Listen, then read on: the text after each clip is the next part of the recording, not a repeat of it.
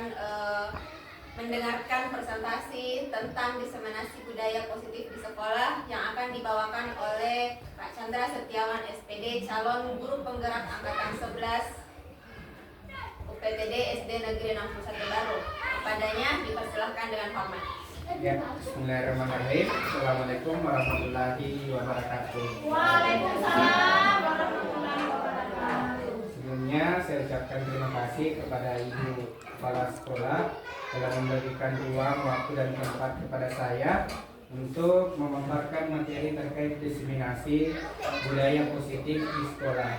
Dan juga saya sampaikan terima kasih kepada rekan-rekan guru PTD SDN 99 Baru yang sudah menyempatkan hadir di tempat ini dalam rangka mendengarkan apa yang akan saya sampaikan nantinya. Nah, untuk hari ini saya akan membawakan materi terkait diseminasi budaya positif di sekolah.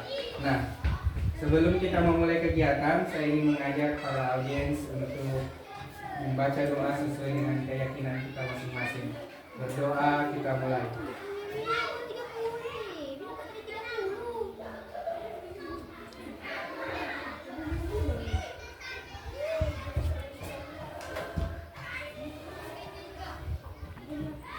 Baiklah Bapak Ibu, pendahuluan kita lihat dulu. Ki Hajar Dewantara menyampaikan bahwa sekolah itu sebagai sebuah ladang persemaian bibit.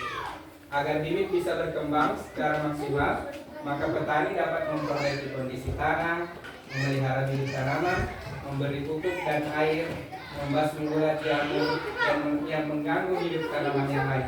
Dari uraian tersebut kita dapat memahami bahwa sekolah itu ibarat tanah tempat bercocok tanam, sehingga guru harus mengusahakan sekolah jadi lingkungan yang menyenangkan, menjaga, melindungi murid dari hal-hal yang tidak baik. Dengan demikian karakter murid tumbuh dengan baik sesuai dengan profil pelajar Pancasila. Nah, kita masuk ke materi budaya positif. Sebelumnya Bapak Ibu pernah tidak mendengarkan apa itu budaya positif? Belum ya? Mungkin pernah dengar, tapi belum paham atau belum masuk dalam inti budaya positif. Nah, sebelum kita ke materi, ada dua pertanyaan yang muncul. Yang pertama yaitu apa itu budaya positif? Apa sih sebenarnya budaya positif itu? Dan apakah di sekolah kita sudah tercipta budaya positif? Ini yang penting Bapak Ibu. Dari dua pertanyaan ini, maka muncullah penjelasan bahwa budaya positif merupakan perwujudan dari nilai-nilai kebajikan atau keyakinan universal yang diterapkan di sekolah. Selama ini barangkali kita sebagai guru merasa berkewajiban mengontrol perilaku siswa agar memiliki siswa perilaku siswa yang sesuai guru harapkan. Perwujudannya, guru sering memberikan hukuman kepada siswa yang melakukan kesalahan dan memberikan imbalan atau penghargaan terhadap perbuatan baik yang dilakukan oleh siswa. Jadi cenderung biasanya kalau siswanya salah dihukum, tapi kalau siswanya berprestasi dikasih hadiah.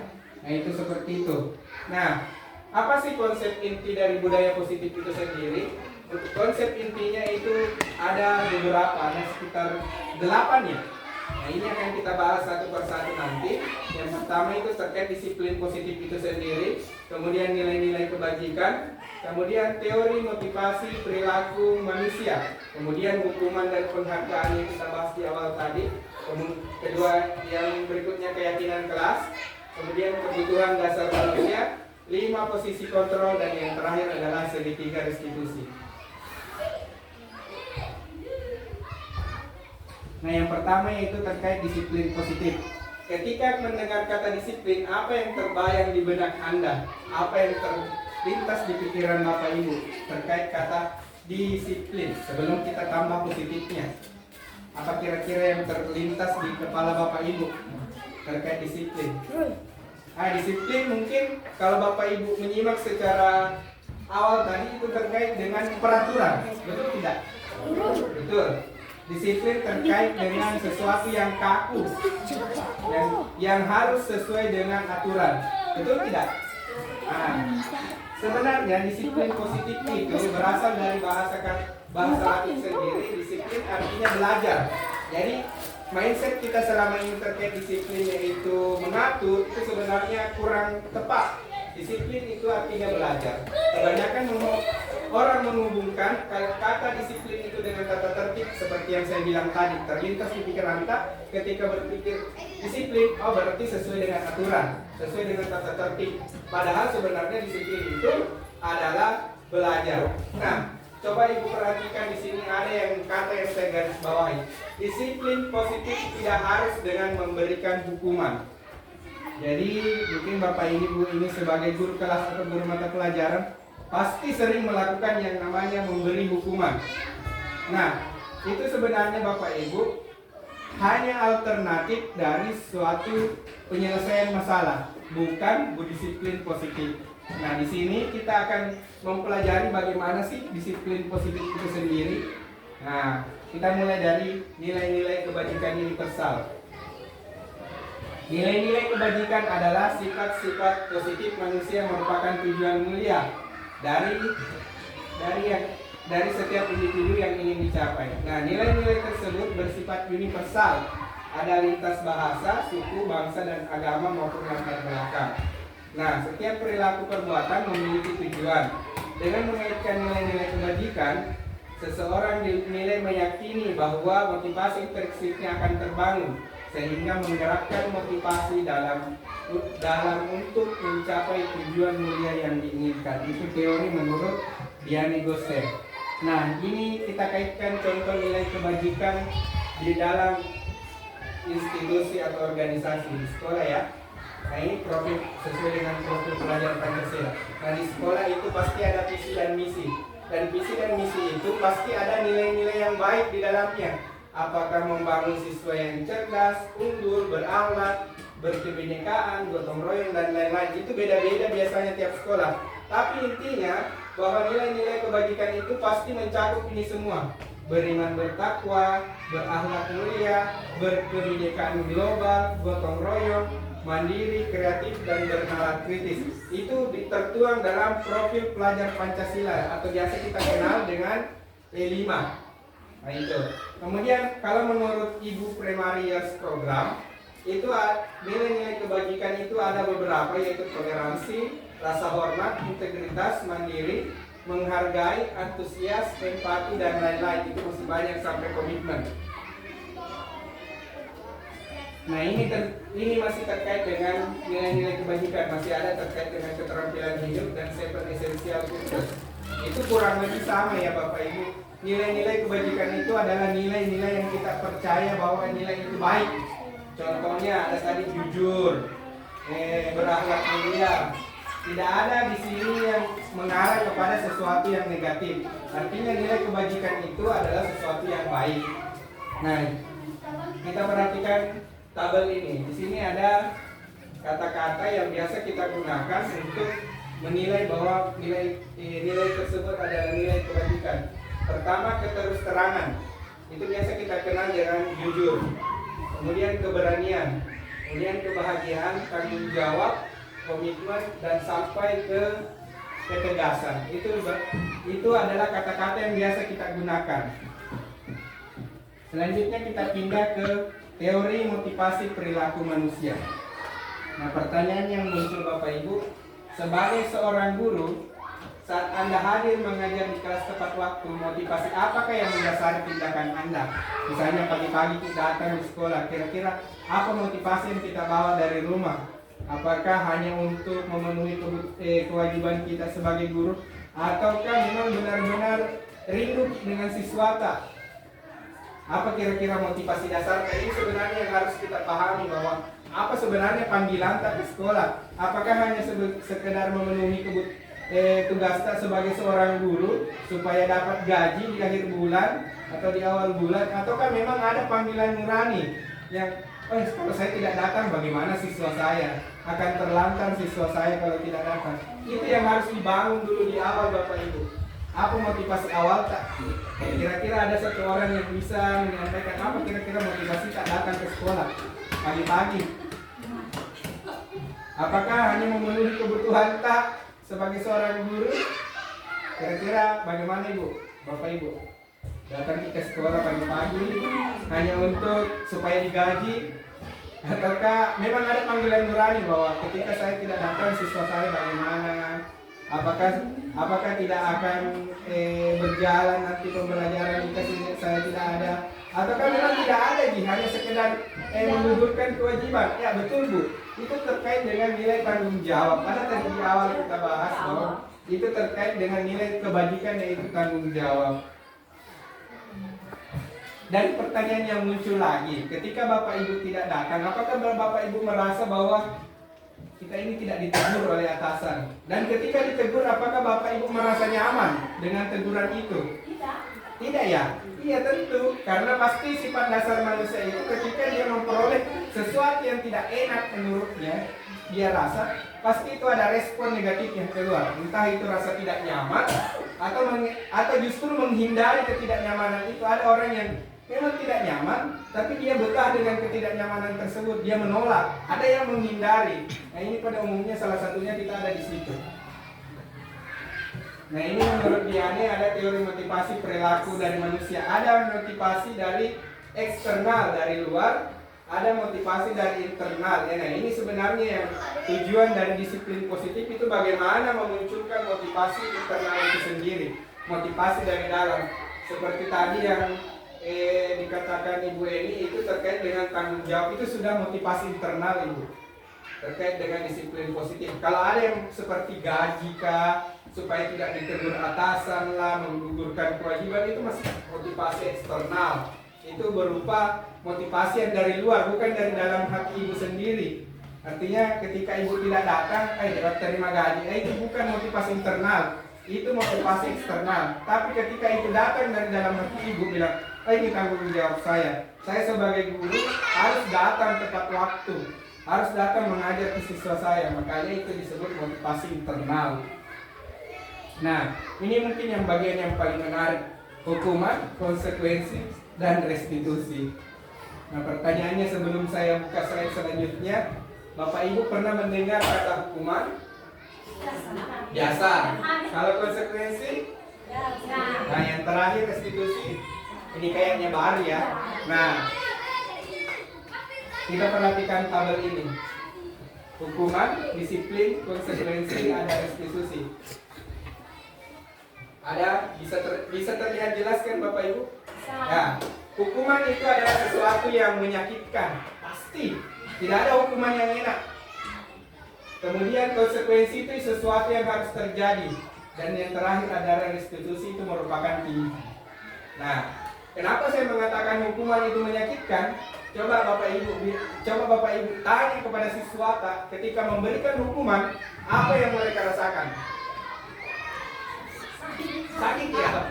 Ya, misalnya ini misalnya Bapak Ibu, saya sebagai seorang guru kelas 6, ketika siswa saya datang ke sekolah terlambat 10 menit, saya suruh berdiri di depan pintu sampai jam istirahat selesai.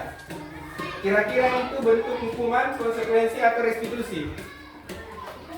Hukuman ya, karena sifatnya menyakitkan bagi anak-anak. Anak-anak tidak senang, tidak nyaman. Nah itu kita kembali tadi dengan kasus sebelumnya. Ketika ditegur oleh atasan, merasa tidak nyaman. Nah anak-anak akan cenderung mempunyai dua perlakuan. Apakah dia menerima ketidaknyamanan itu, atau malah menghindari ketidaknyamanan itu tadi?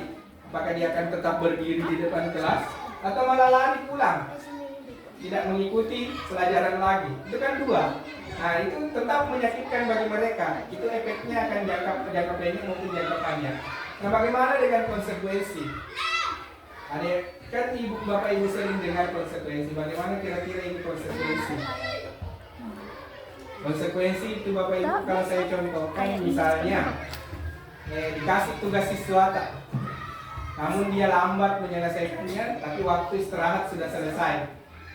Bapak Ibu memberikan tugas bahwa kau harus menyelesaikan tugas ini, kalau tidak kamu tidak akan ikut ujian. Nah itu konsekuensi Bapak Ibu. Artinya ada sebab dan akibat.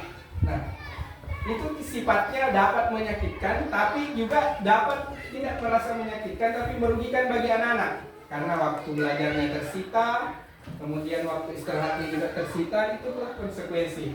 Nah sebenarnya ini sering kita lakukan di kehidupan sehari-hari. Hukuman dengan konsekuensi itu sering sekali kita lakukan. Mungkin tidak sadar kita bahwa dilakukan konsekuensi, dilakukan hukuman seperti ini, dilakukan konsekuensi seperti ini.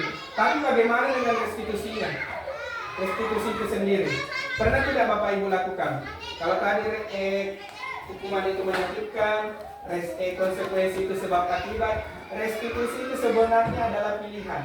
Nah, pernah tidak Bapak Ibu dengar apa itu restitusi? Belum ya? Nah, restitusi itu terkait dengan, sebelum kita jauh masuk di situ, kira-kira Bapak Ibu bisa jawab pertanyaan ini.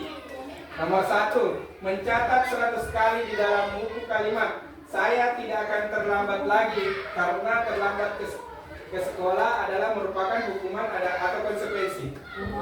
Hukuman ya. Yang kedua, lari mengelilingi lapangan basket 2 kali karena terlambat hadir di sekolah. Hukuman atau konsekuensi? Hukuman ya. Murid diminta push up 15 kali karena tidak menggunakan masker ke sekolah. Hukuman atau konsekuensi? Hukuman. Mengganti kertas teman yang telah dicoret-coret. Hukuman atau konsekuensi? Konsekuensi. Kemudian membersihkan tumpahan air di meja karena tersenggol pada saat belajar. Hukuman atau konsekuensi? Konsekuensi. Murid disuruh mengenakan sepatu seharian di sekolah karena tidak menggunakan sepatu hitam. Hukuman atau konsekuensi? Disuruh untuk tidak menggunakannya dan melepas sepatu sepanjang hari karena dia tidak pakai sepatu hitam. Hukuman ya. Yang terakhir, lari mengelilingi lapangan basket 2 kali, ini kurang lebih sama ya dengan tadi. Ini hukuman. Nah, ini jawabannya Bapak Ibu. Konsekuensi ya. Hukuman, konsekuensi, hukuman dan konsekuensi. Sudah benar Bapak Ibu. Nah, sekarang dihukum oleh penghargaan. Nah, yang namanya dihukum tidak ada penghargaan ya kalau dalam logika. Nah, di sini akan dibahas bagaimana sebenarnya itu penghargaan bisa sebagai hukuman, bagaimana juga itu hukuman bisa sebagai penghargaan kepada anak. Nah, kita lihat, suatu penghargaan adalah suatu benda atau peristiwa yang diinginkan, yang dibuat dengan persyaratan. Hanya jika Anda melakukan hal ini, maka Anda akan mendapatkan ini. Nah, seperti itu biasa kita janjikan anak-anak. Mungkin dia anak tak di rumah juga toh, biasa bilang, kalau kamu ranking 1 nak, nanti saya belikan sepeda. Itu disebut penghargaan yang tidak efektif. Kenapa tidak efektif? Karena anak-anak akan berbuat jika ada imbalannya. Seperti itu. Bahayanya ini sebenarnya sih kedengarannya sederhana, tapi bisa membuat anak kecanduan. Anak-anak tidak akan berbuat nantinya kalau tidak ada imbalan. Tidak ada iming-iming. Bilang, nanti pergi mengaji nak, nanti dikasih uang 100. Nah, itu iming-iming. Itu sebenarnya sederhana kita perhatikan sama anak, tapi berdampak yang sangat luar biasa. Kemudian ada penghargaan yang kedua Bapak Ibu. Penghargaan yang merusak hubungan. Nah, ini biasa ini terjadi di dalam kelas. Penghargaan yang merusak hubungan biasa terjadi di dalam kelas. Contohnya, anak murid saya ada 5 orang misalnya toh. Ada satu yang cenderung saya sukai karena dia rajin memberikan pendapat. Nah, itu tiba-tiba saya kasih permen atau biskuit, teman-teman yang lain tidak. Kira-kira pada saat dia istirahat, pernah tidak Bapak Ibu perhatikan bagaimana ini efeknya? Tidak kan? Karena Bapak Ibu pasti cenderung kembali ke kelas atau ke kantor untuk mengobrol masalah administrasi pembelajaran dan lain-lain. Tapi pernah tidak perhatikan efeknya? Efek jangka pendeknya Bapak Ibu, ketika keluar pasti mereka bakal ejek-ejek. Bilang, tahu dapat biskuit dari Pak Guru, saya tidak jangan teman sama itu ya. Karena dia pintar, saya tidak pintar, kesian. Nah, itu penghargaan yang merusak hubungan. Seperti itu juga guru biasa iri. Dapat pencapaian teman, yang mungkin dia baku temani itu lumrah Bapak Ibu. Itu bagian dari penghargaan. Tapi sebenarnya penghargaan itu ada yang baik, ada yang tidak baik. Nah itu salah satu contohnya penghargaan yang tidak baik tadi, merusak hubungan. Ketika memberikan perlakuan yang tidak sama kepada siswa tak, ada siswa tak yang cenderung kita sukai, senangi, kita berikan uang atau apa, yang lain tidak kita perhatikan. Nah itu biasa dia dikucilkan atau tidak ditemani oleh rekan kelasnya. Nah kemudian penghargaan yang menghukum, bagaimana ini sifatnya? Yang namanya penghargaan biasanya baik, tapi ini penghargaan yang menghukum. Bagaimana itu Bapak Ibu? Ini pernah kita terapkan kan sistem ranking. Itu sangat-sangat tidak baik Bapak Ibu kalau kita perhatikan esensinya. Kenapa? Ketika anak-anak diberikan sistem ranking, anggaplah 30 orang dalam satu kelas. Dekat satu itu aman-aman saja pasti, sampai tingkat 10. Bagaimana yang lain? Ketika pulang di rumah, apa kira-kira stigma yang muncul dari orang tuanya? Pasti keluar kalimat-kalimat kata-kata mutiara. Percuma saya kasih sekolah kamu. Ranking 30 dari 30 orang. Nah itu ranking itu sebenarnya penghargaan Bapak Ibu, tapi sifatnya menghukum. Itu tidak baik sebenarnya untuk psikologi anak-anak. Karena teori dasar perkembangan Bapak Ibu itu tidak ada anak yang sama kecerdasannya. Pasti berbeda-beda. Mungkin ya kita mungkin dengan siswa yang 15 orang, 10 orang atau 5 orang, tidak ada yang sama Bapak. Bahkan saudara kembar pun itu karakteristiknya tidak akan sama di dalam kelas. Jadi sangatlah tidak baik ketika Bapak Ibu mengklasifikasikan siswa ke sebelah sini, yang pintar duduk sebelah sini, yang kurang-kurang sebelah sini, yang agak kurang-kurang lagi sebelah sini. Itu namanya penghargaan sebenarnya kepada mereka, tapi itu sifatnya menghukum Bapak Ibu, menghukum psikologisnya. Itu tidak baik. Jadi sebenarnya di kurikulum Merdeka itu sudah menekankan tidak adanya yang namanya sistem perankingan. Jadi di rapor tidak ditulis lagi bahwa peringkat 1, peringkat 30 itu tidak ada, karena itu menurut psikologi pendidikan itu tidak baik untuk perkembangan anak-anak. Jadi penghargaan yang menghukum itu seperti itu Bapak Ibu. Simple kedengarannya, sederhana ketika kita sampaikan di kelas, tapi itu impactnya akan berlanjut sampai dia selesai sekolah, bahkan sampai selesai kuliah nantinya akan dia ingat. Kita selanjutnya akan pindah ke keyakinan kelas. Nah, sebelumnya pernah dengar keyakinan kelas? Pernah? Pernah ya? Nah, tapi lebih sering dengar mana? Keyakinan kelas atau peraturan kelas? Lebih sering mana? Peraturan ya, tata tertib kelas. Kenapa coba saya pakai keyakinan kelas? Bukan tata tertib atau peraturan kelas. Kenapa? Karena menurut esensinya Bapak Ibu, peraturan itu datang dari satu arah. Misalnya guru yang bilang, oh tidak boleh makan di dalam kelas, tidak boleh datang terlambat. Kita yang menentukan sebagai guru. Itu intisar dari peraturan. Tapi bagaimana kalau keyakinan kelas, kesepakatan kelas? Bagaimana itu konsepnya? Ya artinya kita sepakat dengan sesuatu bahwa ini kita yakini yang benar. Nah itu sebenarnya kita digiring untuk mengarah kepada keyakinan kelas, bukan peraturan kelas, karena peraturan itu sifatnya memaksa. Kalau tidak ditaati, kembali kepada materi yang sebelumnya, ada hukuman, konsekuensi, dan ada restitusi. Seperti itu Bapak Ibu. Lanjut ya. Nah ini ada contoh praktik keyakinan kelas yang saya lakukan di kelas, yaitu mengajak anak-anak membentuk keyakinan kelas, yaitu mereka menuliskan nilai-nilai apa yang mereka merasa baik, dituliskan di kertas, kemudian kita tempel, terserah mau ditempel di mana. Ini bisa kita praktekkan Bapak Ibu di kelas. Ketika Bapak Ibu ingin membuat keyakinan kelas, Bapak Ibu ambil kertas atau sticky note, Bapak Ibu berikan kepada murid kalian apa kira-kira yang bisa kita yakini di kelas anak sebagai nilai kebaikan. Ya silakan dituliskan, kemudian boleh ditempelkan di papan tulis, hingga Bapak Ibu bisa lihat bahwa oh ini keyakinan ini yang mereka rasa benar. Jadi nanti itu akan kita susun sebagai keyakinan kelas.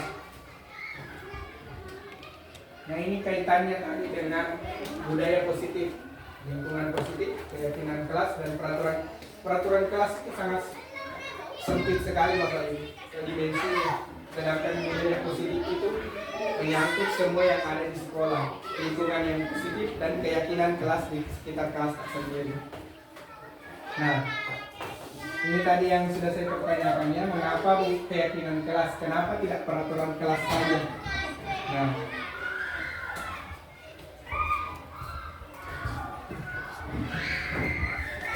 Nah ini ada muncul Bapak Ibu. Mari kita isi bersama-sama ya. Kembalikan barang ke tempatnya. Nilai kebajikan yang dituju kira-kira nilai apa? Tanggung jawab. Kemudian dilarang mengganggu orang lain. Nilai kebaikan apa yang kira-kira ada di dalam kata-kata dilarang mengganggu orang lain?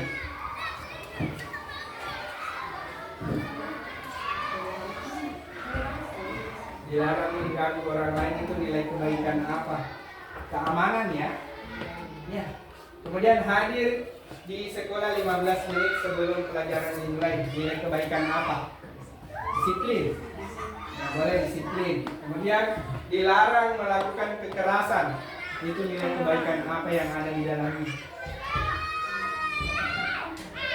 Boleh keamanan juga. Boleh. Tidak apa-apa berulang. Kemudian dilarang menggunakan narkoba. Nilai kesehatan ya. Kesehatan itu nilai kebaikan juga. Kemudian bergantian atau menunggu giliran. Ini antri. Ini budaya positif apa? Saling menghormati. Nah kita lihat jawabannya ya. Nah nilai yang pertama adalah tanggung jawab, benar. Kemudian dilarang mengganggu orang lain itu menghormati hak orang lain. Nilai kebaikannya. Kemudian hadir 15 menit itu berupa disiplin atau komitmen. Komitmen kan ada di awal kesepakatan kita atau keyakinan kita bahwa kita hadir 15 menit sebelum pelajaran dimulai. Itu nilai komitmen. Kemudian dilarang melakukan kekerasan. Itu nilai kebajikannya adalah nilai keselamatan. Kemudian dilarang menggunakan narkoba. Itu nilai kesehatan dan nilai keselamatan. Kemudian bergantian atau menunggu giliran. Itu nilai kebajikannya adalah menghormati orang lain dan bersabar.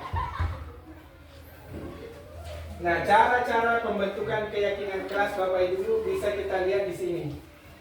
Bersifat keyakinan kelas itu bersifat abstrak, berupa pertanyaan universal, dibuat dalam pernyataan positif. Jadi harus ada kalimat positifnya Bapak Ibu kalau buat keyakinan kelas. Tidak ada kalimat negatif seperti dilarang, tidak boleh, harusnya, itu kalimat negatif. Jadi dalam pembuatan keyakinan kelas itu tidak ada kalimat-kalimat seperti itu yang muncul. Yang ada adalah kalimat-kalimat positif. Kondisi kelas atau sekolah ya harus kondusif sehingga mudah untuk diterapkan. Semua warga kelas harus dilibatkan dalam pembuatan keyakinan kelas. Nah ini contohnya Bapak Ibu. Keyakinan kelas. Tidak ada kata dilarang, tidak ada kata seharusnya, tidak ada kata tidak boleh. Datang tepat waktu. Kalau kalimat negatifnya ini apa Bapak Ibu? Dilarang terlambat ya. Ini kalimat negatifnya, ini kalimat positifnya. Kita ubah paradigma kalimat negatif itu menjadi kalimat positif. Kemudian menjaga kebersihan. Ini kalimat negatifnya seperti apa Bapak Ibu? Dilarang membuang sampah sembarangan. Ada kata dilarang. Itu kalimat negatif itu sebisa mungkin dihindari dalam pembuatan keyakinan kelas. Kemudian yang terakhir, saling menghormati dan menghargai. Ini kalimat negatifnya seperti apa? Dilarang bertengkar, dilarang mengganggu teman. Itu semua kata-kata negatif. Itu kita ubah paradigmanya menjadi kalimat positif. Nah kita masuk ke kebutuhan dasar manusia. Nah tadi kita banyak membahas terkait dengan disiplin positif, bagaimana penerapannya, apa sih itu hukuman, apa itu restitusi, apa konsekuensi. Nah sebelum jauh ke dalam Bapak Ibu, kita harus paham dulu apa sih sebenarnya kebutuhan dasar manusia, kebutuhan dasar peserta didik kita.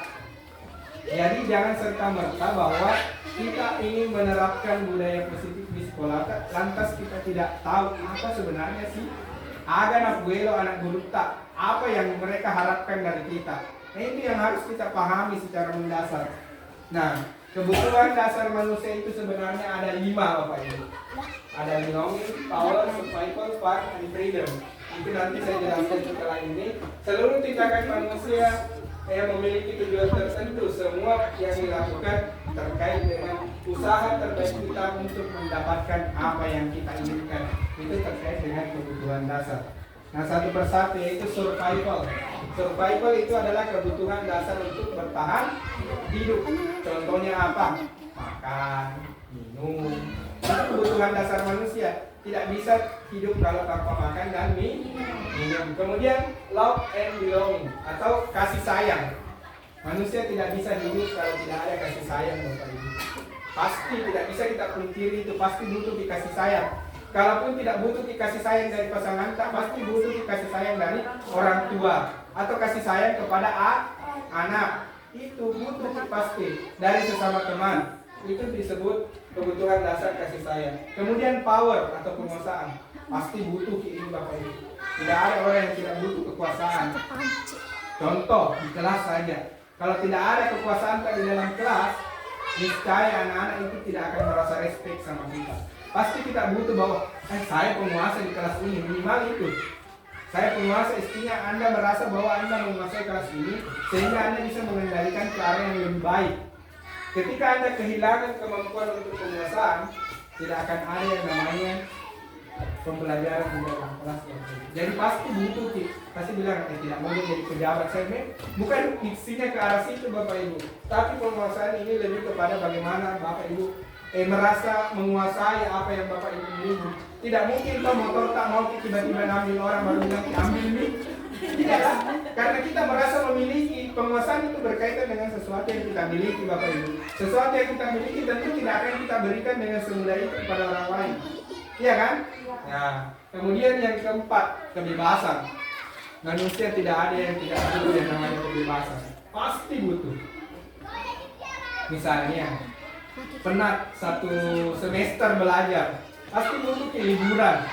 Nah, itu liburan berkaitan dengan kebebasan juga Bapak Ibu. Kebebasan dari administrasi pembelajaran, kebebasan dari tugas-tugas sehari di sekolah, pasti butuh. Jadi tidak mutlak yang namanya kebebasan itu terkait dengan orang yang keluar dari penjara kemudian bebas. Itu tidak seperti itu konsepnya Bapak Ibu. Tapi kebebasan itu berkaitan dengan apa yang kita rasa dalam diri kita merasa susah, ketika kita lakukan itu merasa long, merasa bebas, tidak terikat oleh apapun. Nah, yang kelima itu kebutuhan terkait dengan kesenangan. Semua orang mau senang, apakah itu melalui rekreasi atau berkumpul bersama keluarga, itu yang namanya kesenangan Bapak Ibu. Tidak mutlak bahwa kesenangan itu kita dapatkan bahwa pergi ke pasar beli. Ya bisa beli apa yang kita mau, itu bisa, tapi tidak mutlak bahwa sesuatu kesenangan itu berkaitan dengan finansial. Ada kesenangan yang tidak perlu melakukan butuh yang namanya finansial. Bisa saja hanya dengan duduk di pinggir jalan melihat mobil lewat-lewat Bapak Ibu sudah merasa senang, itu kebutuhan dasar Pak, merasa senang. Jadi kebutuhan dasar itu tidak harus terkait dengan yang namanya finansial. Nah, ayo kita analisis kasus berikut. Coba diperhatikan Bapak Ibu. Tahun ini Dimas genap berusia 17 tahun. Ia senang sekali ketika ayahnya mulai mengajarkan cara menyetir mobil. Setiap akhir pekan, ia berlatih menyetir. Ia terlihat senang sekali berlatih. Sampai akhirnya ia bisa menyetir mobil dengan baik dan lancar. Ketika ibunya bertanya pada Dimas, apa yang membuat dia ingin menyetir mobil? Ketika jawaban Dimas adalah seperti ini. Kebutuhan apa yang ingin dia penuhi? Coba kita jawab bersama. Aku merasa bangga dan keren. Kira-kira dari 5 tadi yang saya jelaskan, Dimas ini merasa bangga dan keren. Kebutuhan apa yang ingin dia penuhi di sini? Apakah cinta kasih sayang, bertahan hidup, kebebasan, penguasaan, atau yang tadi kesenangan? Yang mana kira-kira? Nomor 1 itu, aku merasa bangga dan keren. Berarti dia memenuhi kebutuhan dasarnya apa? Kesenangan ya? Ya, kita jawab sementara kesenangan. Yang kedua, biar bisa jalan-jalan naik mobil sama temanku. Kebutuhan dasar apa itu? Kebebasan. Dan yang terakhir, menyetir mobil itu seru. Kebutuhan dasar apa? Kebebasan, kasih sayang, penguasaan, bertahan hidup, penguasaan. Mari kita lihat jawabannya Bapak Ibu. Nah ini jawabannya. Nomor 1 itu penguasaan. Aku merasa bangga dan keren. Ini penghargaan kepada dirinya sendiri. Penguasaan itu Bapak Ibu terkait dengan pencapaian juga. Ketika kita merasa bahwa kita sedang mencapai step yang tertinggi dalam hidup kita, itu bentuk kebutuhan kesenangan. Misalnya, saya merasa bangga karena saya sudah misalnya S1 atau sarjana. Itu kebutuhan penguasaan Bapak Ibu. Merasa bangga ketika kita telah mencapai step yang kita harapkan dalam hidup kita. Itu penguasaan. Kemudian kasih sayang dan rasa diterima. Itu kasih sayangnya, bisa jalan-jalan bersama teman, naik mobil bersama temanku. Dia akan merasa ada kasih sayang bersama teman-temannya ketika dia belajar naik mobil. Itu seperti itu. Yang terakhir, menyetir mobil itu seru. Dia merasa senang ketika menyetir mobil. Itu kebutuhan kesenangan Bapak Ibu. Nah, yang pertanyaan yang muncul, apa yang terjadi apabila salah satu atau beberapa kebutuhan dasar anak tidak terpenuhi? Apa yang terjadi kalau misalnya dari 5 itu ada 1 yang tidak terpenuhi? Nah, itu muncullah kan Bapak Ibu, ada yang disebut anak-anak melakukan sesuatu yang tidak sesuai dengan yang kita harapkan. Muncullah hukuman, muncullah konsekuensi, muncullah restitusi, karena ada kebutuhan dasarnya yang tidak terpenuhi, sehingga dia melakukan kesalahan, sehingga gurunya melakukan yang 3 tadi itu, hukuman, konsekuensi, dan restitusi. Itu yang terjadi. Nah ini kita penjelasannya. Ketika seorang murid melakukan suatu perbuatan yang bertentangan dengan nilai-nilai kebajikan atau melanggar peraturan, hal yang sebenarnya dikarenakan mereka gagal memenuhi kebutuhan dasar mereka. Sebenarnya anak-anak melakukan tindakan yang menurut tak salah itu karena ada kebutuhan dasarnya yang tidak terpenuhi. Misalnya ada siswa yang terlambat datang di sekolah. Pasti cenderung kita tidak menanyakan dulu kenapa dia terlambat. Kebanyakan, meskipun pasti ada guru yang menanyakannya, pasti ada 1-2 orang yang menanyakan kenapa kita terlambat nak, ini sudah jam berapa. Nah itu umumnya seperti itu. Tapi kebanyakan langsung ini sudah terlambat, tidak pakai sepatu hitam lagi, lari keliling lapangan. Pasti cenderung seperti itu. Sebelum kita paham itu Bapak Ibu, kita harus tahu dulu apa sih sebenarnya kebutuhan dasarnya yang tidak terpenuhi. Apakah dia kodong terlambat karena misalnya belum sarapan, kebutuhan dasar bertahan hidupnya belum tersampaikan sehingga dia terlambat. Kita harus paham dulu itu. Nah, dari sinilah kita peran sebagai guru ada yang namanya 5 posisi kontrol Bapak Ibu. Setelah tadi kita belajar tentang anak-anak, nah sekarang posisinya guru yang kita bahas. Bagaimana sih sebagai seorang guru kita memposisikan diri kita sama siswa kita ketika ada kejadian seperti tadi. 5 posisi kontrol itu ada 5. Penghukum, pembuat rasa bersalah, teman, pemantau, dan manajer. Nah ini yang pasti pernah kita lakukan semua. Dan tidak menutup kemungkinan kebanyakan pasti di posisi yang pertama atau kedua. saya tidak bisa jamin Bapak Ibu karena saya juga seperti itu dulunya. Saya selalu berada di posisi 1, 2, paling mentok-mentok yang ketiga. Itu maksudnya paling baik lah menurut kita.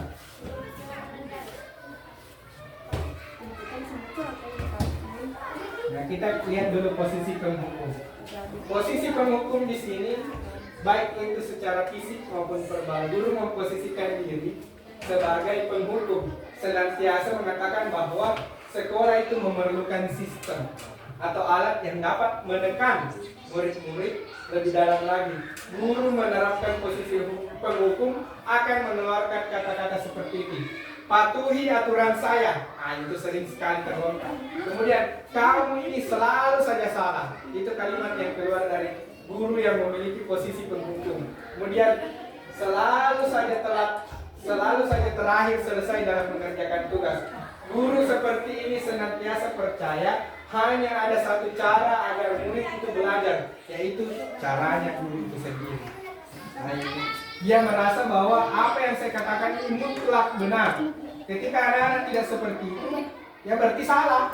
Misalnya, anak-anak harus selesai jam 9.15. Ketika lewat dari jam 9.15, anaknya ini cenderung disalahkan. Kenapa tidak selesai? Kamu ini selalu salah, selalu terlambat. Itu yang keluar dari mulut Bapak Ibu dalam posisi penghukum. Ini cenderung banyak dilakukan oleh Bapak Ibu, termasuk saya juga cenderung pernah melakukan seperti ini. Pasti tidak menutup kemungkinan.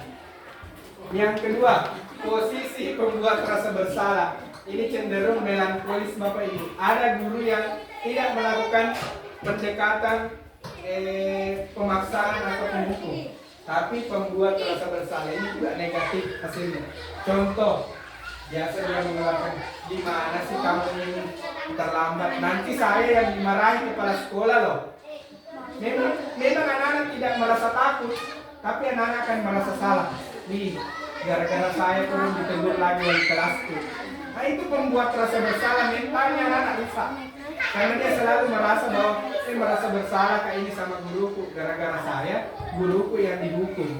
Nah, itu sebenarnya sering Bapak Ibu lakukan, tapi secara tidak sadar Bapak Ibu bahwa itu sesuatu yang tidak baik. Anak-anak akan merasa bersalah, akan dihantui rasa bersalah ketika pulang dari rumahnya. Ketika perlakuan Bapak Ibu seperti itu, mengeluarkan kata-kata mutiara, gimana coba kalau orang tua kamu tahu, pasti Bapak Guru yang akan disalahkan. Nah, itu simple, sederhana, tapi anak-anak akan mengingat sampai di rumahnya. Ini tidak baiknya posisi pembuat rasa bersalah. Nah, yang ketiga, posisi teman. Ini banyak juga Bapak Ibu pasti terapkan, terutama yang di kelas rendah. Ya, pasti cenderung datang kepada anak-anak dalam ketika anak melakukan kesalahan itu, sudah nak, tidak apa-apa, nanti Bapak yang bereskan. Iya kan? Pasti sering keluar kalimat itu, sudah nak, jangan dulu pikirkan, nanti Bapak yang selesaikan, nanti Ibu yang selesaikan. Iya kan? Biasa, di rumah pun seperti itu. Misalnya ketika anak tak memecahkan piring, terus bilang, sudah Mi, jangan pedulikan, nanti Ibu yang bersihkan. Iya kan? Nah, positif kedengarannya Bapak Ibu, tapi pikir efek jangka panjangnya. Coba, ketika Ibu tidak ada, apakah mereka akan membersihkan pecahan piring tadi? Tidak kan? Karena mereka tergantung nih sama Ibu. Sudah ada sifat ketergantungan. Itu efek jangka panjangnya. Iya Bapak Ibu. Anak-anak tidak mandiri.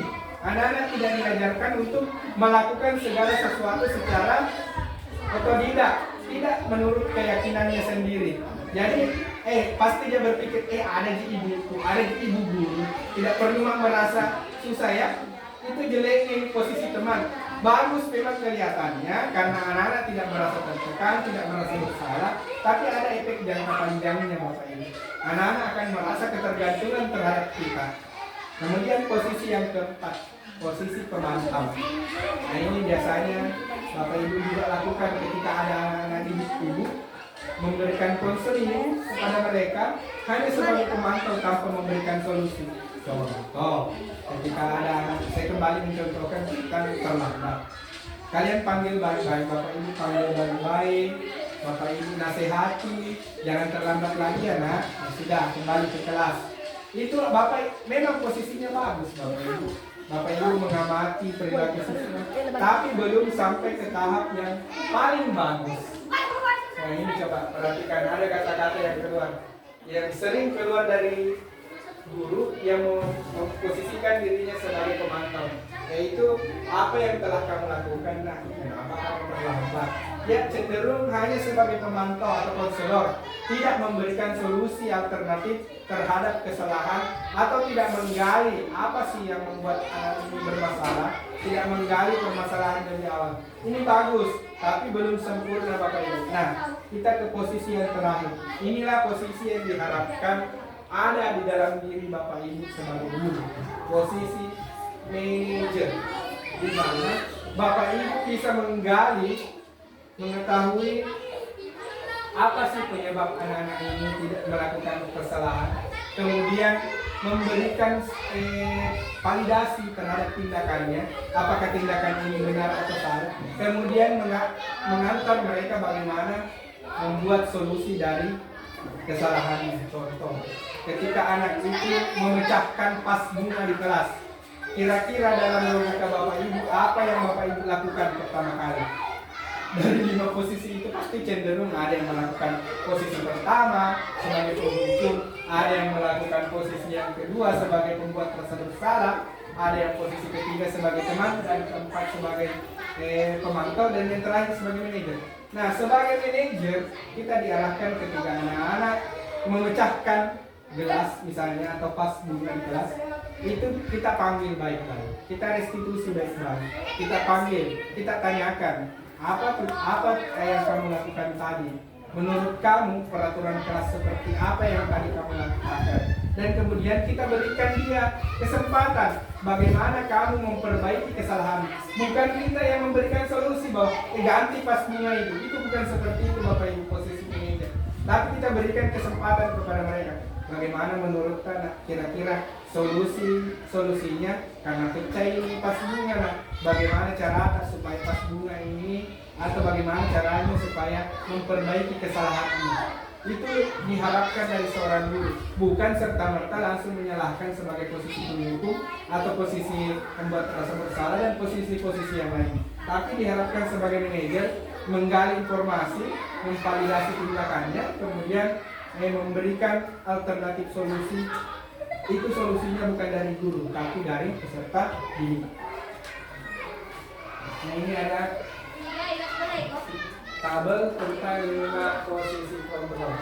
Yang pertama, guru berbuat posisi penghukum biasanya menghardik, menunjuk-nunjuk, menyakiti, menyindir. Nah, ini posisi penghukum ini. Kemudian pembuat rasa bersalah. Pasti itu ada keluar, ibu kecewa sama kamu, gimana sih kamu, gitu aja kok nggak bisa. Nah, itu sering keluar dari mulut tak, itu membuat rasa bersalah Bapak Ibu. Kalau yang posisi teman biasa membuat alasan-alasan untuk muridnya seperti tadi, jangan kita biar Bapak yang selesaikan. Itu alasan-alasan klasik seperti itu. Kemudian pemantau. Posisi pemantau biasanya menghitung dan mengukur kesalahan pesertanya tanpa memberikan solusi. Dan yang terakhir ini biasanya manajer mengajukan pertanyaan-pertanyaan yang seperti saya bilang tadi. Inilah tabelnya Bapak Ibu, bisa mungkin nanti saya share slide-nya, mungkin terkait dengan apa yang hasilnya, kaitannya dengan nilai berkualitas, kemudian murid akan berkata seperti apa yang keluar dari mulutnya, itulah nanti sebagai jawaban dari apa yang kita lakukan. Nah, sini ada pertanyaan Bapak Ibu. Saya kecewa sekali dengan kamu. Nah, siapa yang mengatakannya? Guru ya? Biasa guru yang mengatakan, saya kecewa dengan perbuatanmu. Kamu tidak pernah benar dalam melakukannya. Guru ya? Ayolah, lakukan demi Bapak. Guru. Nah, kita kembali ke dunia Bapak Ibu. Kira-kira sebagai apa dia? Yang pertama itu sebagai apa? Membuat rasa bersalah, penghukum, teman, pemantau, atau manajer? Nah, yang pertama pembuat rasa bersalah. Yang kedua, kamu tidak pernah belajar dengan benar melakukannya. Penghukum. Kemudian, ayolah lakukan demi ibu dan bapak. Teman. Kemudian ini, apakah kamu mau mendapatkan stiker bintang hari ini? Kira-kira posisi apa itu yang keempat? Penghukum atau apa? Teman, apa? Pemantau. Teman atau pemantau ya? Pemantau. Bagaimana kamu menyelesaikan masalah ini? Manajer. Terakhir, kamu selalu yang paling terakhir. Mari kita lihat ya Bapak Ibu tabelnya. Ya, sudah benar ya. Yang pertama tadi pembuat rasa bersalah. Anak-anak cenderung merasa bersalah ketika kalimat keluar, saya kecewa dengan kamu. Kamu gimana sih? Gitu aja nggak bisa. Itu kalimat-kalimat yang membuat anak-anak merasa bersalah. Kemudian kamu tidak pernah belajar ya dari kesalahanmu. Itu penghukum. Itu kalimat yang menyakitkan untuk anak-anak. Kemudian ayolah lakukan demi Bapak Ibu. Nah, itu teman. mengajak. Biasanya cenderung ada guru yang seperti ini, dia bersahabat sekali dengan siswanya, sampai-sampai ada kesan bahwa tidak bisa kalau tidak ada gurunya. Biasa itu, guru natopan apa ilo. Nah itu posisi teman itu dia terapkan di kelas, sehingga ada stigma yang muncul seperti itu. Tidak bisa kalau tidak ada wali kelasnya. Nah itu ada guru yang menerapkan seperti itu, posisi teman. Kemudian pemantau, ini pemantau cenderung memberikan solusi dari dirinya sendiri tanpa mengharap solusi dari peserta didik. Kemudian yang berikutnya, bagaimana kamu menyelesaikan masalah ini yang posisi yang kita harapkan. Bagaimana kita menggali keinginan peserta didik, bukan dari kita. Ini sebagai manajer, dan yang terakhir sudah jelas bahwa itu posisi penghukum. Nah, pertanyaan yang muncul, berada di posisi kontrol manakah Bapak Ibu sekarang? Yang mana kira-kira Bapak Ibu? Cenderung yang mana?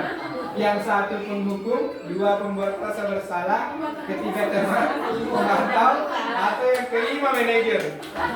Yang mana Bapak Ibu yang cenderung?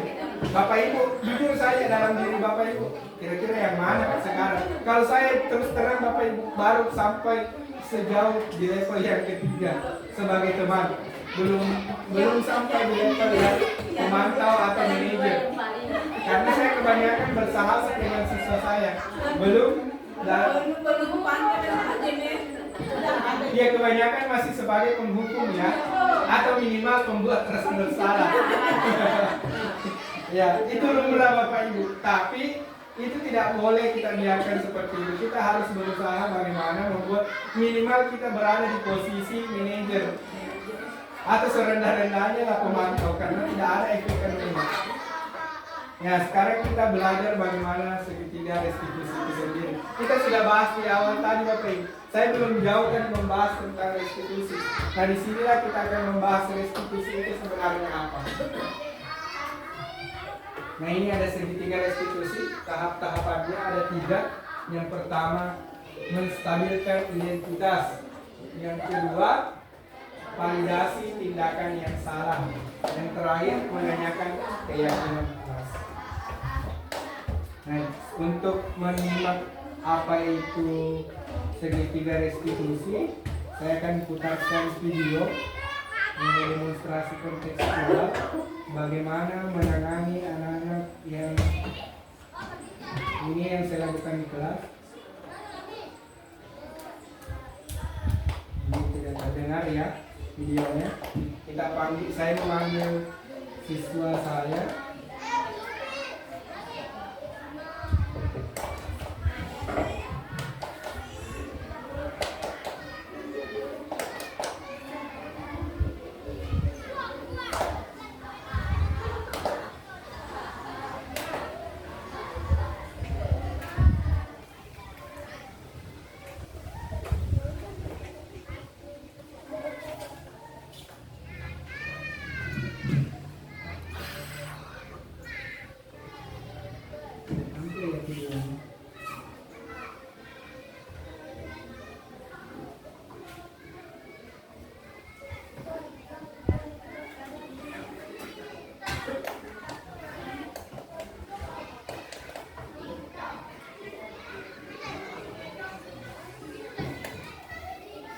Boleh dilihat di sini saja Bapak Ibu, ada videonya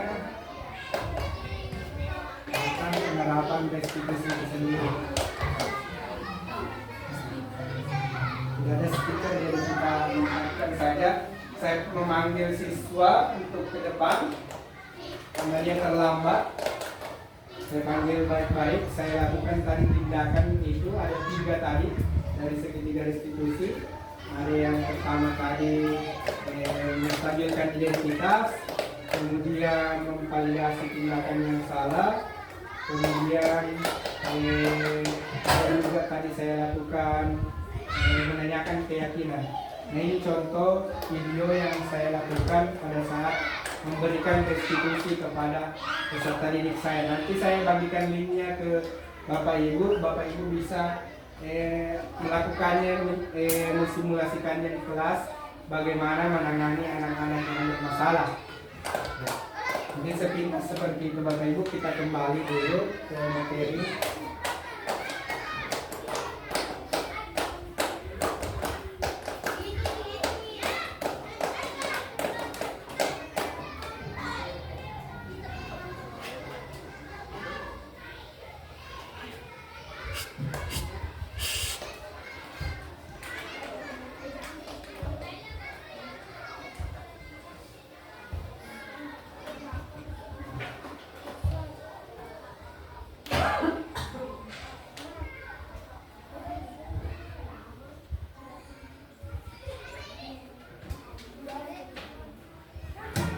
Nah, kita bahas kembali ya Bapak Ibu. Restitusi itu sendiri adalah proses menciptakan kondisi bagi murid untuk memperbaiki kesalahan mereka sehingga mereka bisa kembali pada kelompok mereka dengan karakter yang lebih kuat. Nah, segitiga restitusi adalah sebuah tahapan untuk memudahkan guru dan orang tua dalam melakukan proses untuk menyiapkan anaknya untuk melakukan restitusi. Nah, tahapan restitusi sendiri Bapak Ibu ada 3, yaitu menstabilkan identitas. Kita semua melakukan hal yang terbaik yang bisa kita lakukan. Itu kalimat-kalimat yang biasa muncul. Kemudian validasi tindakan yang salah. Nah, semua perilaku memiliki alasan. Semua tindakan peserta didik Bapak Ibu pasti memiliki alasan kenapa mereka seperti itu. Misalnya datang terlambat. Pasti Bapak Ibu pernah menanyakan ya, kenapa datang terlambatnya? Pasti ada alasannya. Dan tidak serta-merta menyalahkan bahwa anak-anak terlambat itu karena memang malas atau bagaimana. Tapi di sini bagaimana kita bisa menggali informasi kenapa sih dia terlambat.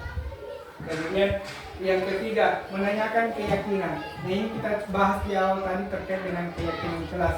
Keyakinan kelas itu hal yang kita sepakati di dalam kelas. Bagaimana anak-anak bisa menyebutkan keyakinan itu, bahwa ketika mereka melakukan kesalahan mereka akan mengeluarkan keyakinan kelas seperti ini yang saya langgar. Artinya mereka yang membuat keyakinan dan mereka akan bertanggung jawab terhadap keyakinan kelas yang mereka buat ini. Nah, tahapan-tahapannya itu yang pertama adalah menstabilkan identitas. Nah, bagian dasar dari segitiga restitusi itu adalah mengubah identitas anak dari yang gagal, merasa dirinya melakukan kesalahan, menjadi orang-orang yang sukses. Anak yang melanggar peraturan karena sedang mencari perhatian adalah anak yang mengalami kegagalan. Dia mencoba untuk memenuhi kebutuhan dasarnya, namun ada benturan. Kalau kita mengkritik dia, maka akan tetap membuatnya dalam posisi yang gagal.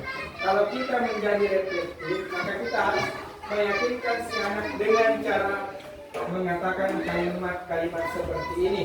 Yang pertama, berbuat salah itu tidak apa-apa. Tidak ada manusia yang sempurna. Saya juga pernah melakukan kesalahan seperti itu. Kita bisa menyelesaikan ini. Kamu berhak merasa begitu. Bapak Ibu tidak tertarik mencari siapa yang salah, tapi mencari solusi dari masalah ini. Ini yang di awal biasa harus kita lakukan Bapak Ibu. Seumpamanya ada peserta didik yang melakukan kesalahan. Ini kalimat-kalimat yang awal sebelum Bapak Ibu masuk ke inti permasalahan bisa mengeluarkan kalimat berbuat salah itu tidak apa-apa. Nah, manusia itu tidak ada yang sempurna. Itu kalimat-kalimat untuk membuat dia merasa tenang, tidak merasa gagal bahwa dengan melakukan kesalahan ini saya merasa bahwa saya gagal. Nah, jadi kalimat awal itu penting Bapak Ibu. Kenapa? Karena kita harus menstabilkan emosinya dulu anak-anak. Karena cenderung anak-anak yang melakukan kesalahan pasti ada luapan emosi di dalam dirinya bahwa saya merasa salah. Iya kan? Pasti tidak bisa kita pungkiri ketika anak-anak melakukan kesalahan. Contoh, dia bertengkar sesama teman kelas, pasti ada emosi yang meluap-luap di dalam dirinya. Nah, itu guru sebagai posisi card manager untuk menerapkan segitiga restitusi. Yaitu yang pertama kita lakukan, kita gali dulu Bapak Ibu. Kita buat dulu emosinya tenang. Jangan langsung kita bilang, kenapa kamu bertengkar? Seharusnya begini. Kita tenangkan dulu dia. Karena cenderung anak-anak itu kalau tidak ditenangkan, tidak ada jawabannya yang baik keluar. Pasti tidak bisa itu serta-merta keluar jawaban yang bagus. Kemudian yang kedua, memvalidasi tindakan yang salah. Nah, ini Bapak Ibu menurut teori kontrol manusia itu baik buruknya pasti memiliki maksud dan tujuan. Iya kan? Tidak ada perlakuan yang tidak memiliki maksud dan tujuan. Contohnya biasanya dia bertengkar di dalam kelas. Pasti ada sesuatu yang dia perebutkan. Pasti. Tidak ada sesuatu yang satunya cenderung merasa dirinya benar dan lawannya itu pasti cenderung juga merasa bahwa dia yang benar. Jadi ada benturan-benturan di dalamnya. Jadi baik buruknya itu pasti punya sesuatu yang ingin dia capai. Nah, fungsinya dari segitiga restitusi yang kedua itu adalah memvalidasi tindakan yang salah. Kita bisa mengeluarkan kalimat-kalimat, padahal kamu bisa loh melakukan sesuatu yang lebih baik. Bukan menjudge, artinya tindakan kamu ini salah. Tidak seperti itu memvalidasi tindakan Bapak Ibu. Tapi kita sampaikan bahwa tindakan itu salah, tapi dengan kalimat yang lebih baik. Kamu pasti punya alasan. Kita tanya alasannya, kita gali informasinya. Jangan serta-merta bahwa ketika dia bertengkar langsung, bebal memang ini anak-anak, nakal memang ini anak-anak. Tanpa kita tahu bahwa apa sih sebenarnya alasan. Mungkin saja dia bertengkar karena penghapusnya hilang kah, bukunya dirobek kah. Kita tidak tahu itu karena kita cenderung sebagai guru, posisi kontrol yang pertama tadi sebagai penghukum. Jadi langsung saja kita judge siswa bahwa kamu ini bertengkar, bebal memang, suka memang ribut di dalam kelas, seperti itu. Nah, kita juga bisa mengeluarkan kalimat seperti kalimat yang terakhir ini. Kamu boleh mempertahankan sikap itu, tapi kamu harus menambahkan sikap yang baru. Artinya kita tidak apa-apa, kita istilahnya melakukan pembiaran di awal sikap yang di awalnya, tapi kita memberikan motivasi dia untuk mengubah sifatnya secara perlahan dengan mengatakan bahwa ada sikap yang lebih baik daripada itu. Kemudian selanjutnya menanyakan keyakinan. Nah, di sini yang posisi paling penting. Nah, menurut teori kontrol, posisi ini adalah posisi yang paling menentukan seperti apa sih peserta didik kita nanti setelah kita mengadakan restitusi. Nah, ketika sudah kita tenangkan emosinya, kita sudah tenangkan dia, sudah kita beritahu bahwa kenapa sih kamu melakukan seperti ini. Nah, disinilah kita menanyakan apa keyakinanmu yang kamu tidak lakukan sehingga kamu seperti itu. Apa kita percaya bahwa apa yang kamu lakukan itu sesuatu yang baik? Disinilah fungsinya segitiga restitusi yang ketiga Bapak Ibu. Yaitu apa sih nilai-nilai umum yang telah kita sepakati di kelas. Ketika ada anak-anak melakukan kesalahan, kita tanyakan apa keyakinan kelas yang kamu langgar, yang kamu tidak lakukan sehingga kamu melakukan perbuatan ini. Jadi inti dasarnya Bapak Ibu dari segitiga restitusi ini, bagaimana Bapak Ibu melakukan treatment tanpa melalui jalur-jalur yang negatif. Artinya Bapak Ibu diharapkan bagaimana memberikan konseling, memberikan penyelesaian masalah kepada peserta didik itu tidak melalui hal-hal yang tidak dibenarkan seperti tadi posisi penghukum, posisi membuat rasa bersalah dan sebagainya. Dan kita diharapkan sebagai posisi manajer dengan menerapkan segitiga restitusi ini. Jadi pembelajaran yang bisa kita petik dari penerapan segitiga restitusi ini, bagaimana menangani permasalahan peserta didik tanpa melalui kekerasan. Nah, kita lihat dulu ciri-ciri restitusi. Ciri-ciri restitusi itu ada beberapa Bapak Ibu, yang selama ini kita ketahui bahwa restitusi itu adalah menangani masalah dengan memberikan pilihan kepada peserta didik. Nah, restitusi itu bukan untuk menebus. Yang harus kita garis bawahi Bapak Ibu, restitusi itu bukan untuk menebus kesalahan atau untuk memperbaiki kesalahan, namun untuk belajar dari kesalahan. Itu kuncinya. Kadang bilang kita sama anak-anak ketika pas bunganya dipecahkan ganti. Nah, sebenarnya bukan itu yang diharapkan dari peserta didik, tapi bagaimana dia belajar dari kesalahan itu. Misalnya, bagaimana kan menurut anak pecahin pas bunga, langsung dia spontan, mungkin jawabannya terkesannya dan mungkin nanti saya lembut ibu. Itu sebenarnya jawabannya agak aneh, tapi sebenarnya itu bagian dari restitusi Bapak Ibu. Karena kita berikan kesempatan kepada anak-anak bagaimana untuk memperbaiki kesalahannya atau belajar dari kesalahannya, meskipun jawabannya aneh. tapi itu bagian dari pembelajaran. Jadi dia nanti ke depannya lebih hati-hati dalam menyelesaikan kesalahannya di kelas. Jadi meskipun jawabannya agak aneh, kita hargai. Ketika dia memecahkan pas bunga langsung dia bilang, nanti saya lem ibu, saya belikan lem. Nah itu kita terima jawabannya, tapi kita arahkan ke jawaban yang benar. Itu fungsinya restitusi. Kita tidak menyalahkan apa yang dia katakan, tapi kita arahkan kepada area yang lebih baik. Kemudian restitusi itu memperbaiki hubungan. Jelas, ketika kita menyelesaikan masalah dengan peserta didik kita melalui cara restitusi, itu hubungan dengan peserta didik itu semakin baik, ketimbang kita berikan dia hukuman. Dia cenderung akan menjauh, cenderung akan menutup diri terhadap kita. Dia tidak akan mau jujur lagi ketika kita melakukan sesuatu yang sifatnya menyakiti. Itu restitusi, fungsinya adalah memperbaiki hubungan. Yang ketiga itu restitusi adalah tawaran, bukan paksaan. Seperti yang saya bilang tadi, ketika memberikan solusi kepada peserta didik, itu anak-anak diberikan kesempatan untuk menemukan solusinya sendiri, bukan solusi yang diberikan oleh guru. Guru tidak boleh memberikan bilang, kamu harus ganti. Ketika kamu merobek kertasnya temanmu, kamu harus beli buku yang baru. Itu bukan restitusi, tapi konsekuensi. Nah, yang selanjutnya, restitusi menuntut untuk melihat ke dalam diri. Nah, restitusi ini Bapak Ibu membuat anak-anak tersadar bahwa apa yang saya lakukan ini adalah suatu bentuk kesalahan dan akan memperbaikinya dengan jalan-jalan yang mereka pilih. Namun sebagai guru kita juga patut untuk mengarahkan kepada sesuatu yang baru. Nah, restitusi ini juga mencari kebutuhan dasar.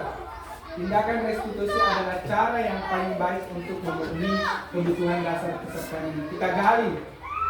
Saya selalu menekannya, kita gali dulu Bapak Ibu. Jangan serta-merta langsung menjudge. Kita gali dulu apa sih kebutuhan dasar mereka yang tidak terpenuhi, apa yang membuat mereka sehingga mereka melakukan seperti kesalahan-kesalahan itu. Kemudian restitusi fokusnya pada karakter, bukan tindakan. Jadi seperti yang saya bilang tadi, sebenarnya restitusi itu tidak serta-merta hasilnya harus instan. Bapak Ibu, yang kita lihat langsung bilang, berhasil di restitusiku. Tidak. Tapi restitusi itu menekankan pada pendidikan karakter Bapak Ibu. Bagaimana anak-anak bisa membuat solusi dari apa yang mereka lakukan. Ketika mereka misalnya mencoret tembok, Bapak Ibu tidak serta-merta langsung bilang, hapus itu atau cek ulang. Itu tidak seperti itu Bapak Ibu. Dia akan memikirkan sendiri. Ketika saya mencoret tembok, apakah misalnya ketika warna pink saya coret, ketika saya tindis dengan warna putih langsung kembali, itu salah satu bentuk penyelesaiannya. Meskipun terdengar aneh menurut Bapak Ibu, tapi anak-anak sudah diarahkan bagaimana memecahkan masalahnya sendiri. Itu sebenarnya tujuan akhir dari restitusi. Kemudian yang selanjutnya, restitusi itu memuatkan. Nah, kenapa restitusi itu memuatkan? Karena restitusi itu sifatnya tidak ada yang namanya menyakiti. Jadi anak-anak merasa bahwa mereka dihargai, mereka dipanggil baik-baik, mereka bukan sebagai terdakwa. Nah, itu kesannya kalau terdakwa atau tersangka, anak-anak merasa minder atau merasa takut kepada gurunya. Nah, ketika kita menerapkan restitusi, anak-anak itu merasa bahwa mereka dihargai. Nah, selanjutnya, restitusi itu fokus pada solusi. Nah, solusi ini seperti yang saya katakan, solusinya kadang terdengar tidak masuk akal.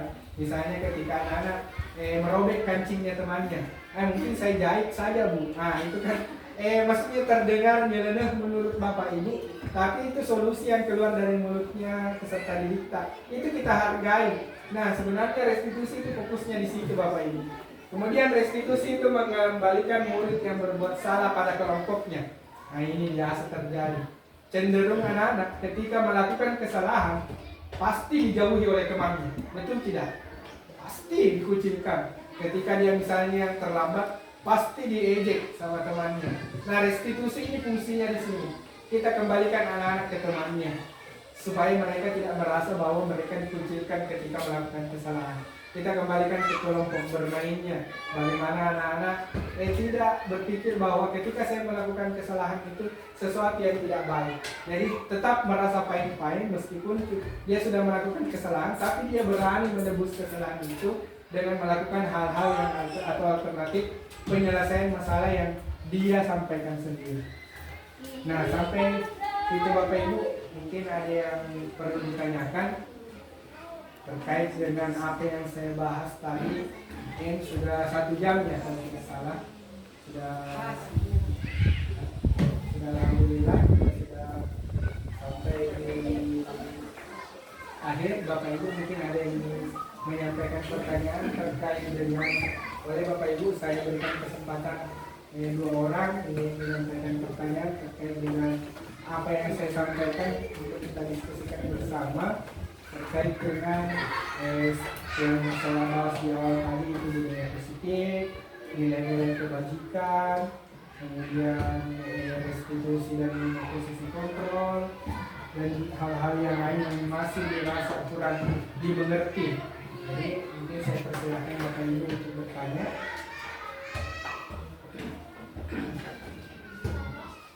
Ya, silakan. Baik, saya akan bertanya mengenai masalah ini, masalah budaya positif. Ya. Jadi mengapa di sini budaya positif dikatakan sebagai fondasi dasar pada lingkungan sekolah? Ya, terima kasih Bu. Mungkin ada pertanyaan kedua. Kalau saya jawab dulu. Ya, terima kasih kepada Ibu ini atas pertanyaannya. Tadi Mbak Ibu mempertanyakan kenapa budaya positif itu dikatakan sebagai fondasi dasar di lingkungan sekolah. Ya, seperti yang saya katakan di awal tadi Bapak Ibu, ketika lingkungan itu diharapkan mengarah kepada lingkungan yang positif, tentu harus ada treatment atau perlakuan dari warga sekolah. Jadi ketika kita ingin menerapkan budaya positif di dalam sekolah, terlebih dahulu kita terapkan dulu budaya positif di dalam diri kita Bapak Ibu. Itu fondasi dasarnya itu sebenarnya kembali kepada pribadi masing-masing warga sekolah. Lingkungan positif akan tercipta ketika warga yang ada di dalam sekolah itu menerapkan disiplin positif. Jadi kaitannya dengan fondasi tentu pasti dasarnya itu pasti kembali kepada warga yang ada di dalam lingkungan sekolah. Ketika ada satu orang di sekolah yang tidak menerapkan disiplin positif, maka lingkungan positif atau budaya positif yang kita harapkan itu tidak bisa tersampaikan dengan baik. Contoh konkret Bapak Ibu, ketika kita ingin mempraktikkan keyakinan kelas di kelas kita masing-masing, lantas ada guru yang tidak proaktif, maksudnya tidak sepaham dengan kita, bisa tidak sebagai kepala sekolah itu menyatakan bahwa lingkungan atau budaya positif di sekolah kita itu tidak terpenuhi? Tentu tidak, karena ketika ada 1 orang atau 2 orang warga sekolah yang tidak mendukung yang namanya budaya positif, itu tidak akan tercipta yang namanya lingkungan positif. Jadi fondasinya seperti yang saya katakan tadi, bahwa benar itu budaya positif itu adalah fondasi. Fondasinya itu kembali kepada gurunya masing-masing. Jadi kalau gurunya saja tidak bisa menerapkan disiplin positif atau budaya positif, jangan berharap bahwa lingkungan sekolah itu akan positif. Jadi kembali kepada kerjasama kita. Jadi budaya positif bisa dikatakan sebagai fondasi karena budaya positif itu akan melahirkan yang namanya lingkungan positif.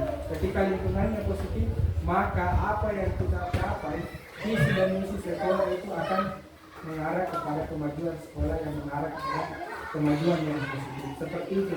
Jadi dasarnya dulu dipositifkan, budaya dan disiplin, budaya dan terapkan di sekolah, kemudian warga sekolahnya menerapkan budaya positif, lingkungannya akan mengarah kepada yang positif, dan tujuan juga akan mengarah kepada yang positif ketika didasari sesuatu yang positif seperti budaya positif atau disiplin positif itu sendiri.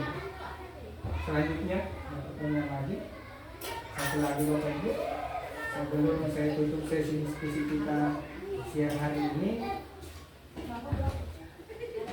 Ya, terima kasih Bu, silakan. Terima kasih atas kesampaiannya. Ya, ingin saya tanyakan, apakah dengan menerapkan budaya positif dalam pembelajaran anak-anak itu dapat meningkatkan motivasi belajar untuk anak-anak itu sendiri? Ya, terima kasih Bu. Nah, pertanyaannya saya review ya. Apakah dengan penerapan disiplin positif itu bisa meningkatkan motivasi belajar peserta didik? Itu. Kembali kita ke materi tadi Bu. Ketika kita menerapkan sesuatu yang positif, pasti kita berharap impact-nya yang positif. Ya, kita tidak bisa menutup kemungkinan Bapak Ibu. Pasti ada yang namanya penyimpangan di dalamnya. Ada halnya, ada sesuatu yang kita harapkan, lantas itu tidak bisa terpenuhi oleh peserta didik kita. Itu lumrah terjadi. Namun, dimaksimalkan bahwa ketika adanya penerapan budaya positif atau disiplin positif di lingkungan kelas saja dulu ya, di lingkungan kelas, maka apa pencapaian kita yang kita harapkan itu bisa maksimal. Meskipun tidak bisa kita pungkiri bahwa ada saja, ada kalanya bahwa apa yang kita harapkan itu tidak sesuai dengan apa yang kita dapat. Itu tidak bisa dipungkiri. Tidak ada manusia yang sempurna seperti kalimat tadi di awal. Tidak ada manusia yang sempurna. Namun, kita bisa mengarahkan pencapaian itu bisa lebih baik, bahkan lebih meningkat dengan penerapan budaya positif. Lantas, apa kaitannya dengan motivasi belajar siswa? Nah, penerapan tadi mulai dari posisi kontrol, budaya positif, kebutuhan dasar manusia, kemudian juga restitusi, itu diarahkan memang Bapak Ibu bagaimana siswa itu bisa termotivasi, bisa merasa dihargai bahwa keberadaannya ini ada di dalam kelas. Selama ini kan kita memakai paradigma searah, di mana guru hanya memberikan tanpa mengharap feedback dari peserta didik. Nah, apa yang saya sampaikan tadi di sini terkait dari budaya positif itu diharapkan guru tidak hanya sebagai pemberi, tapi juga menerima. Begitupun dengan peserta didik, dia tidak akan merasa bahwa dia hanya sebagai penerima, tapi juga sebagai pemberi. Jadi dalam hal ini mereka merasa dihargai keberadaannya di dalam kelas. Tidak hanya serta-merta seperti patung yang datang duduk diam kemudian pulang. Tidak seperti itu yang diharapkan dengan penerapan budaya positif. Anak-anak diharapkan bahwa mereka merasa bahwa guru itu bahwa menganggap mereka ada. Sebenarnya anak-anak begini di Bapak Ibu, tidak muluk-muluk. Mereka hanya ingin bahwa keberadaan mereka itu dianggap ada oleh gurunya. Iya kan? Anak-anak akan merasa bahwa mereka tidak dihargai ketika satu hari saja tidak kalian sebut namanya. Pasti merasa bilang, tidak cari, tidak dulu, besok tidak mau nggak datang. Iya kan? Jadi mereka merasa dihargai ketika Bapak Ibu menyebut satu kali saja namanya dalam sekolah. Mereka pasti bilang, cari dari Ibu, karena sebut di nama. Jadi sebisanya Bapak Ibu, penerapan budaya positif ini memang meningkatkan motivasi belajar anak-anak. Karena anak-anak diharapkan bagaimana anak-anak bisa menyelesaikan masalahnya sendiri di dalam kelas dengan bimbingan oleh gurunya. Seperti itu.